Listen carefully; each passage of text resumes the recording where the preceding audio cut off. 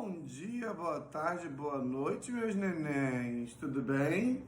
Não sei que horas vocês vão estar assistindo isso. Deveria ser de manhã, mas já deixa registrado dia, tarde e noite aí.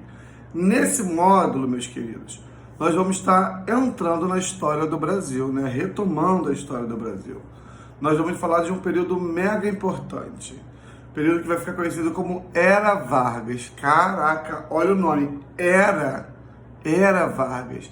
O cara, a história didaticamente falando, cria um termo, aliás, usa um termo que existe para retratá-lo. Era. Então, uma era é algo, né, bem peculiar, algo extremamente específico. Então, quando a gente fala em Era Vargas, vocês vão ver que tem essa denominação importante de era, porque realmente o Brasil vai passar por grandes mudanças estruturais. O Brasil vai passar por mudanças em termos econômicos, em termos de direitos políticos, vai passar por mudanças também em questões sociais. Então, quando a gente fala em Era Vargas, tem algumas coisas que a gente tem que vincular diretamente, fazer vinculações imediatas. Por exemplo, quando eu falo de verão, eu lembro de sol, praia, piscina, sorvete, diversão. Não são coisas que eu faço logo um raciocínio imediato. Então, quando eu falo de Getúlio Vargas ou de Era Vargas, eu tenho que fazer esses raciocínios também. Falei de Getúlio Vargas, tem que lembrar de leis trabalhistas, voto feminino, industrialização, centralização do poder. Ou seja, são essas ligações que eu tenho que fazer imediatamente para conseguir entender esse assunto. Agora, o primeiro passo é, como Getúlio Vargas chegou ao poder? Vamos lembrar o contexto? Ele chega ao poder exatamente em 1930. E vocês viram nas aulas presenciais, quando falamos do final da República Velha, que o ano de 29 foi marcado por uma grande crise econômica nos Estados Unidos, correto? Essa crise vai afetar o Brasil. Afeta o principal produto brasileiro, que era o café. O fato de ter afetado a nossa economia e ter afetado os grandes barões do café vai levar a um desgaste daquela política do café com leite. O rompimento vai haver quando São Paulo termina o seu mandato com um cara chamado Washington Luiz, né, o indicado pelo Partido de São Paulo. Pela lógica do café com leite, era a vez de indicar um mineiro, correto? Tinha uma família muito importante em Minas, os Andradas, que reivindicavam, o Antônio Andrada reivindicava a sua indicação. Só que essa crise econômica afetou o país, afetou os barões. O que São Paulo pensou? Não, vamos manter um paulista porque é uma chance maior de manter a ordem no país. Vão lá e indicam o Júlio Prestes. De outro lado, vai estar formando um novo partido, a Aliança Liberal, a AL. Esse partido vai ser encabeçado pela oligarquia, ó. Lembram, percebam, o movimento que leva Vargas ao poder não é um movimento popular, é um movimento de elite, é um movimento conservador. Então, uma oligarquia, grandes latifundiários do Rio Grande do Sul, se une à oligarquia da Paraíba e vão lançar como presidente Getúlio Vargas, como vice-presidente João Pessoa. Fazem uma campanha de porta em porta, fazem comícios no Brasil inteiro, só que no final das contas prevalece, mesmo com Minas Gerais tendo apoiado a oligarquia de Rio Grande do Sul e Paraíba, Rio de Janeiro tendo apoiado a oligarquia de Rio Grande do Sul e Paraíba, a oligarquia de São Paulo consegue mais adesões, especialmente no Nordeste. Então, o que vai acontecer? Júlio Prestes vence a eleição. Inicialmente, Getúlio reconhece a derrota, embora acuse as fraudes que nós sabemos que haviam, né, que havia na República Velha. Getúlio vai aceitar a derrota. Só que o fato vai mudar toda a história do Brasil. Que fato é esse? A morte de João Pessoa. João Pessoa é assassinado no restaurante lá na Paraíba, por problemas locais. Dizem as más línguas que ele foi assassinado por um amante, homem que ele tinha, né? Mas não é fato comprovado. Fato é que João Pessoa é assassinado na Paraíba por problemas locais ou íntimos. E Getúlio aproveita desse fato e vai dizer o seguinte, mandaram matar o meu vice. E quem mandou matar foi o pessoal do Partido Republicano de São Paulo. cai na conta desses caras. O Júlio Prestes, o Washington Luiz terminava seu mandato e o Júlio Prestes não tinha nem sentado na cadeira de presidente ainda. Foi presidente eleito que nunca foi presidente. Por quê? Getúlio parte com suas tropas do Rio Grande do Sul. A população urbana já queria o Getúlio Vargas, porque ele tinha um programa que beneficiava essa classe. Ele tinha um programa que atendia os interesses dos mais pobres, pelo menos na sua campanha, né? Então a galera queria votar nele, mas no fim não pôde votar por causa dos compromissos lá do coronelismo. Mas, no fim das contas, é que ele parte com suas tropas para o Rio de Janeiro e chegando aqui não encontra nem resistência. Aqueles caras da cavalaria que deveria defender o presidente Washington Luiz que terminava seu mandato se recusa e se põe ao lado de Getúlio Vargas, que vai simplesmente entrar no Palácio do Guanabara e o Washington Luiz, a gente brinca, nas charges da época brincava, ele sai pelas portas dos fundos. Getúlio, então, inicia esse movimento que é chamado de Revolução de 30. Por que revolução e não golpe? Revolução porque vai provocar mudanças estruturais na sociedade. Uma revolução é algo que vira as coisas do avesso. E o movimento de 30 vai fazer justamente isso. Várias coisas no Brasil vão ser viradas do avesso. Então a gente viu o contexto. Crise de 29, crise do café, ascensão dessa aliança liberal. Essa revolução tinha uma base heterogênea, ao mesmo tempo que ela tinha apoio ali nos centros urbanos e populares, ela tinha também grande apoio de oligarquias espalhadas pelo Brasil, especialmente aqui no Centro-Sul, tá? O que defendia o modelo de Getúlio? A ideia do trabalhismo. Então, quando eu falo de Getúlio Vargas, eu tenho que falar em trabalhismo. E nisso vai entrar as medidas imediatas que ele toma quando ele chega ao poder em 30. Ele é empossado como presidente provisório e nesse governo provisório, que a gente vai chamar, que é o governo que se dá, entre 30 e 34, lembrando que ela Vargas vai de 37, anotem aí, até 45. Só que ela é dividida em 3 partes, ó, anotem. Governo provisório, 30 a 34. Governo constitucional, 34 a 37. E Estado Novo, ou ditadura do Estado Novo, 37 a 45. E nesse governo provisório, ele vai adotar o que a gente chama de trabalhismo. Que medidas são essas imediatas que ele toma? Ó, valorização do trabalho do trabalhador. Como? Criando leis trabalhistas. Por exemplo, professor, jornada de trabalho reduzida a 8 horas diária, descanso semanal aos domingos remunerado, férias remuneradas, né? Descanso de férias, proibição do trabalho infantil, que era muito importante, uma vez que as crianças trabalhavam, recebiam muito mal e eram super exploradas. Ele cria o Ministério do Trabalho, Indústria e Comércio. Até então nem existia Ministério do Trabalho. Então percebam a importância dessa implementação dos direitos trabalhistas numa sociedade em que o trabalhador era super explorado, né? Getúlio ele também vai tentar criar a ideia de conciliação das raças, enquanto ao longo da história republicana, até então, se falava daquele projeto de eugenia, de superioridade racial, de branquear o país. Getúlio não. Ele tenta criar uma conciliação da raça, valoriza a mestiçagem. Isso, na prática, vai ser importante porque ele vai descriminalizar coisas como samba, capoeira, candomblé, ubanda. Então, ele tira da criminalidade, da marginalidade essas práticas, justamente, percebam, num projeto de valorizar essa mestiçagem, tá?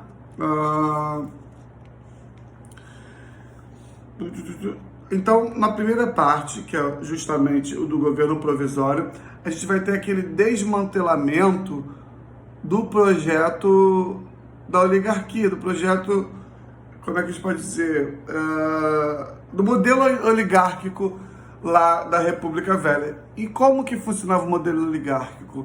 Não era com a força regional? Cada coronel mandava na sua região? Sim. Então, o que Getúlio vai fazer? a partir do governo provisório, ele vai centralizar o poder. Então ele tira aqueles poderes da região e centraliza o poder em suas próprias mãos. E isso vai mostrar o rompimento dessa ideia de governos, de coronéis mandando nas regiões, e agora você tem um líder, um estadista, que vai definir as rédeas do governo. E ele vai fazer isso nomeando interventores. O que é interventor? Ele vai tirar do poder todos aqueles governadores que foram eleitos, mas que não apoiaram ele na campanha de 29, lá que ele perdeu para o Júlio Prestes. Ele tira esses caras e nomeia interventores. Olha o nome, interventor é alguém que vai para intervir. Então eram pessoas vinculadas politicamente ao Getúlio Vargas e à Aliança Liberal, que são nomeadas para tomar conta dos estados. Ou seja, ele tira pessoas que foram democraticamente, embora a gente saiba que havia, né, um grande projeto de corrupção, de manipulação eleitoral, mas foram eleitas nas urnas. Ele tira esses governadores e nomeia, então, interventores. Primeiro passo. Economicamente falando, ele vai diversificar, ele não abandona o café, pelo contrário, ele faz um compromisso chamado Estado de Compromisso com os senhores do café. Ele olha o conservadorismo aí, por isso a gente não pode falar que ele era um grande revolucionário.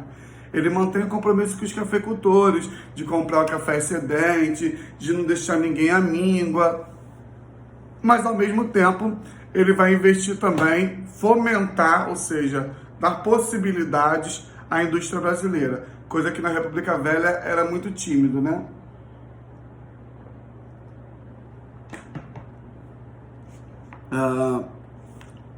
Ele vai permitir a criação de sindicatos de trabalhadores. Sindicatos são conselhos, né? Uniões oficiais de trabalhadores de uma mesma classe. E ele permite a existência desses sindicatos, porém, eram sindicatos vinculados ao Estado, ou seja, não eram sindicatos autônomos que podiam criticar de fato os patrões. O Getúlio Vargas vai criar uma ideia de corporativismo. Lembra lá do Mussolini, lá na Itália? A ideia de que o Estado existe para intermediar a relação de patrão e operário. A mesma maneira que o Estado garante leis trabalhistas aos operários e obriga os patrões a pagarem, o Estado também impede as greves, por exemplo, que prejudicam os interesses dos patrões, né? Ele vai criar também, como eu falei, né, o Ministério do Trabalho, Indústria e Comércio, além do Ministério da Educação e Saúde.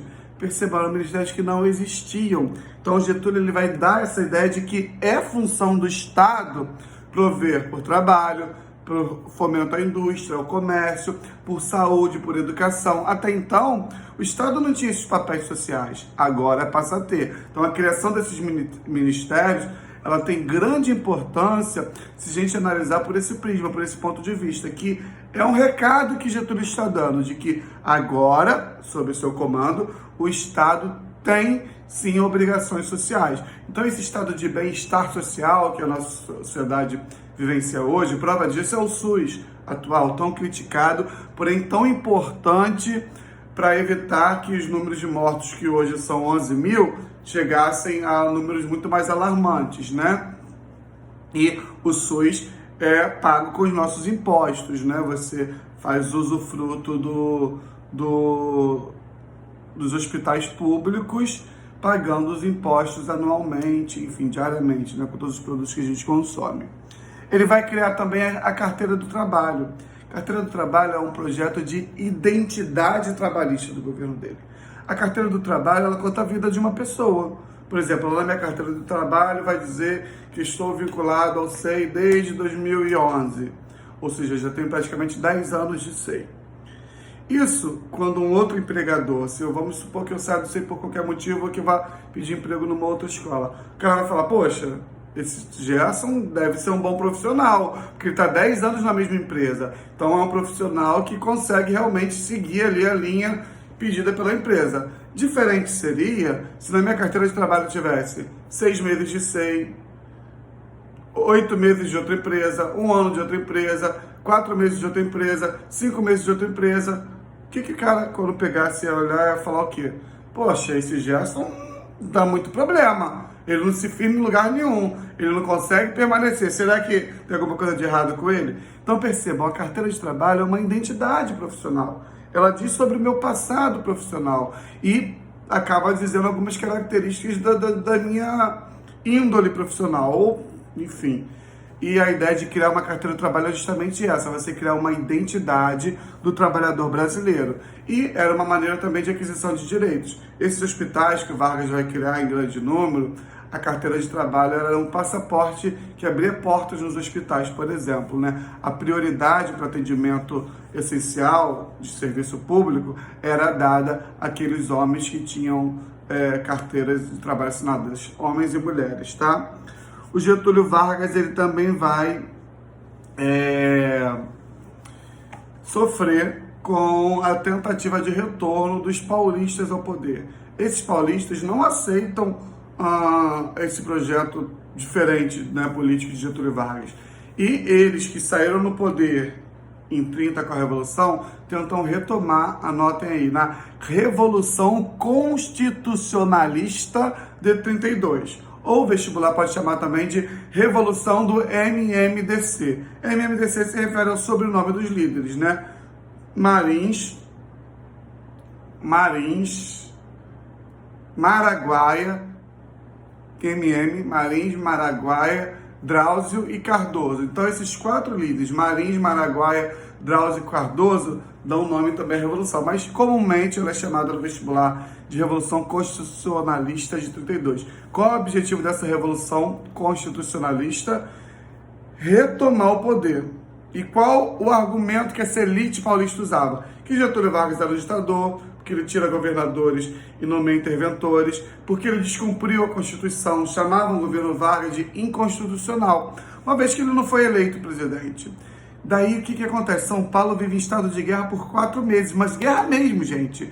Guerra das pessoas terem que ficar em isolamento, porque se saíssem nas ruas, podiam ser alvejadas pelas balas que comiam o tempo todo. Tem um livro, uma novela, série, que eu estou terminando de ler agora, inclusive, o livro Éramos Seis. Ele passa nesse contexto, e tem umas cenas que mostram muito bem que as pessoas não podiam sair de casa porque podiam ser alvejadas nessa guerra.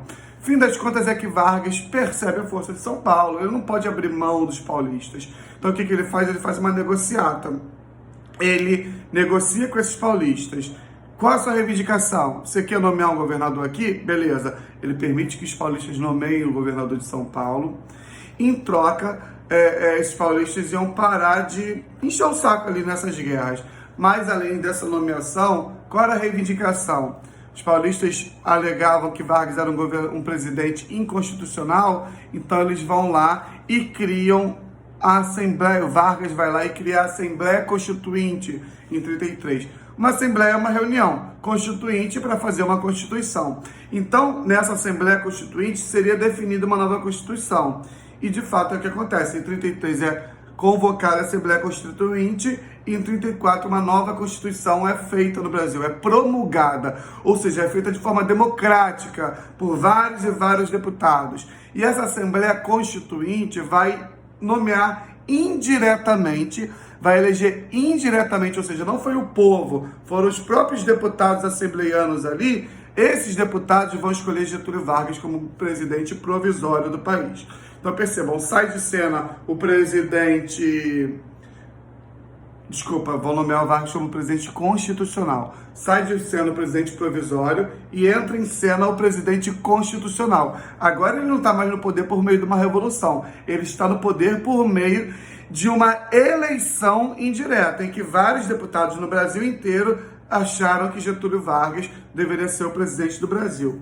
E essa Constituição ela vai definir, então, Vargas como presidente, vai definir o presidencialismo, ou seja, a figura do presidente é a maior poderosa no país, vai definir também os 3 poderes, executivo, legislativo e judiciário, vai definir a ideia federalista. O que é o federalismo? Autonomia para os estados. Embora façam parte da mesma União, no caso o Brasil, cada estado tem alguns regimentos específicos. Vai definir também a ideia do sindicato, como eu falei, atrelado ao Estado. Os sindicatos podem existir, mas tem que estar atrelados ao Estado. Vai definir o voto universal. Aí olha a importância dessa Constituição. A primeira Constituição que dá à mulher a possibilidade de voto e candidatura. Então, a mulher passa a ter direito a voto agora, em 34. Define também esse voto universal, né? O voto secreto, o que significa o voto secreto? Vai minar aquelas possibilidades de voto de cabresto, né? Agora ninguém sabe quem é o voto. Embora a gente saiba que é uma grande influência ainda de pessoas dominando as menos informadas, né? Mas naquele momento foi um grande avanço, né?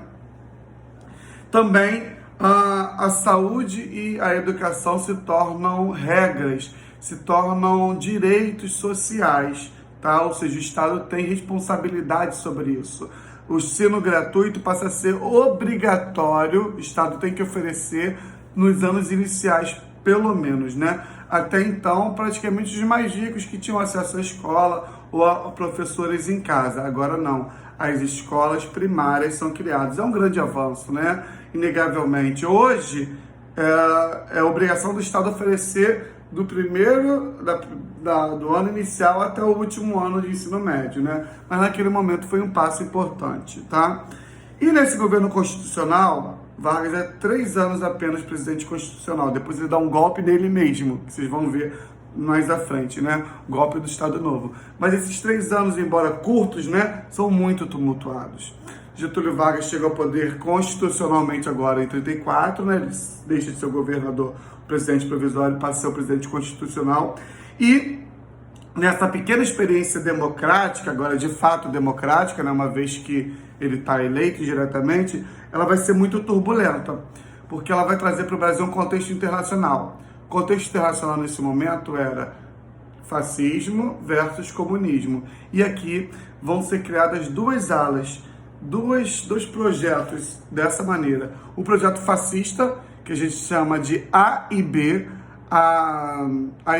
Ação Integralista Brasileira, liderada por um cara chamado Plínio Salgado, que se inspirava no fascismo italiano, se inspirava na ideia de um Estado forte, autoritário, na militarização da sociedade, na perseguição ao comunismo, na defesa intensa da propriedade privada, e então, no incentivo ao nacionalismo. Essa AIB, a Ação Integralista Brasileira, via no Getúlio Vargas essa figura carismática, como Hitler, como Mussolini, capaz de unir a nação em prol de uma coisa só. Diferente do outro lado, a gente tem a ANL, a Aliança Nacional Libertadora. A ANL, ela tinha inspiração comunista, então ela defendia o fim da propriedade privada, o não pagamento da dívida externa, defendia o fim das classes sociais, né, a divisão dos bens no país. Então, essa ANL criticava o Getúlio, alegando que ele fazia uma política que beneficiava os grandes empresários, ao proibir greves, ao se comprometer a comprar café. Então, a ANL era uma inimiga de Getúlio Vargas. Visto isso, essa radicalização, Getúlio Vargas percebe na ANL uma inimiga poderosa, vai lá e determina o fechamento dela. Em 1935, coloca a Aliança Nacional Libertadora na ilegalidade, ou seja, é proibida de funcionar. Só clandestinamente agora, igual os bares funcionam, infelizmente, né, gente? Nessa quarentena, a gente tem bares abertos de forma clandestina, ou seja, de forma ilegal. E a ANL, naquele momento, é colocada injustamente de forma ilegal e só pode funcionar na clandestinidade. E é isso que seus membros fazem, eles organizam a Intentona Comunista. Liderados por um cara chamado Luiz Carlos Prestes, lembra da coluna Prestes? Então é esse Luiz Carlos Prestes que vai liderar a Intentona Comunista. Só um parênteses aqui, para a gente lembrar que aqueles tenentes do movimento tenentista, grande parte apoiaram Getúlio Vargas, porque defendiam também as leis trabalhistas, defendiam também o voto secreto, defendiam o voto feminino. Só que o Luiz Carlos Prestes faz parte da ala que não via no Vargas representatividade. Essa ala que não via o Vargas como um grande revolucionário. Então, o Luiz Carlos Prestes organiza a Intentona Comunista, que era o quê? Eles projetavam, os comunistas da ANL, tomar o poder em vários estados do Brasil simultaneamente. Então, eles combinam, tal dia, tal hora, todos os quartéis vão ser tomados. Só que não existia grupo de WhatsApp, gente. Ficou combinado, mas na hora todo mundo deu para trás. Só no Amazonas e no próprio Rio de Janeiro, liderado pelos Carlos Prestes, tentam uma rebelião que o Estado vai conseguir conter, ou seja, a Intentona é desfeita, o líder Luiz Carlos Prestes é preso, A esposa dele, a Olga Benário, tem um filme, assistam, chamado Olga. A Olga era comunista e judia. Ela é presa e Getúlio Vargas, olha que lado sádico, Getúlio Vargas mandou uma comunista e judia para a Alemanha, porque ela era uma cidadã alemã. Então ela manda para os braços do Hitler. Olga Benário, no filme vocês vão ver, morre no campo de concentração nazista, tá? Como tantas 6 milhões de pessoas morreram. Então a intentona comunista, ela não vai à frente porque o governo consegue desfazê-la. Só que ela é extremamente importante para a história do Brasil. Porque Getúlio Vargas vai aproveitar desse argumento, os comunistas estão aí tentando tomar o poder. E ele vai criar um estado de terror. Nada muito diferente de hoje, né? A qualquer momento os comunistas podem tomar o poder, precisamos agir. E ele vai infiltrando essa ideia, vai embutindo essa ideia na cabeça das pessoas. E as pessoas, no momento que falavam, comunista come criancinha, comunista isso, comunista aquilo, as pessoas passam a ter medo. E o Vargas inculca na cabeça das pessoas essa possibilidade real de uma possível revolução comunista, da implementação de uma ditadura comunista. Ele usa desse argumento para ele mesmo se tornar um ditador de direita. Ele se tornar um ditador que atende aos interesses, sim, das classes mais pobres também. Melhor, não vou nem dizer um ditador de direita, ditador fascista, um ditador controlador. E ele vai usar esse argumento como um cara chamado Olímpio Mourão Filho.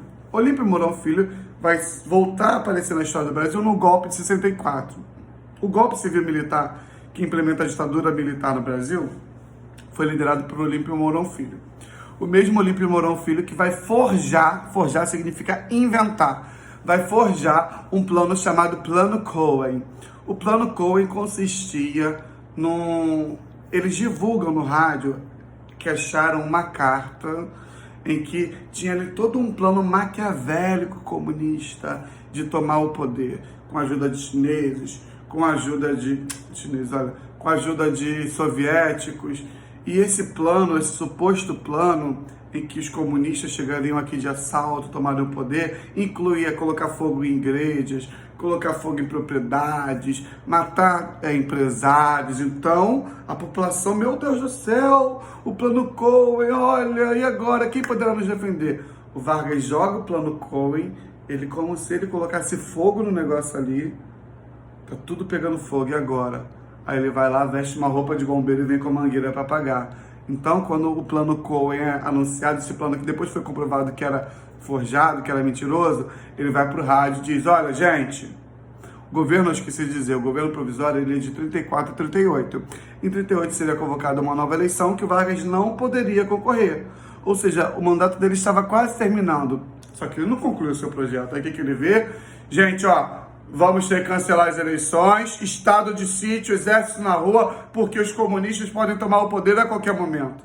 Ou seja, ele usa desse argumento de que os comunistas poderiam tomar o poder a qualquer momento para cancelar as eleições e criar um novo sistema de governo. Ele sai da ideia democrática do seu governo constitucional e dá um golpe que vai ser chamado de golpe do Estado Novo, se tornando um ditador em 37. Então, qual foi o argumento para esse golpe de Estado? O argumento foi que havia um plano, o Plano Cohen, e que os comunistas poderiam tomar poder. Então, não era possível ocorrer eleição, porque eles iam se aproveitar desse momento para tomar o poder.